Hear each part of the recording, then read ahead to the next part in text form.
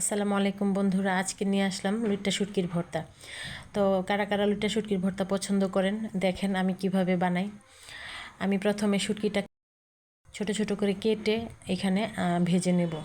ভালো করে ভেজে না নিলে কাঁচা গন্ধ থাকবে, তো ভেজে পানিটা ছেঁকে ভালো করে ধুয়ে আবার আমি শুটকিটা সিদ্ধ করব সামান্য পানি দিয়ে, সাথে কিছু পেঁয়াজ এবং রসুন কোয়া দিব।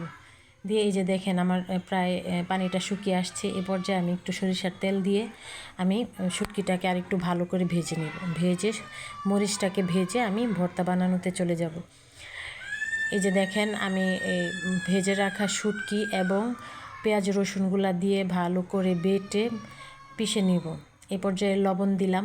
লবণ দিয়ে আমি কিন্তু এটাতে ধনিয়া পাতাটা বেটে দিব না, কুচি করে দিব, এবং কিছু কাঁচা পেঁয়াজ কুচি দিব, কারণ কাঁচা পেঁয়াজ না দিলে ভর্তার স্মেল সুন্দর আসে না।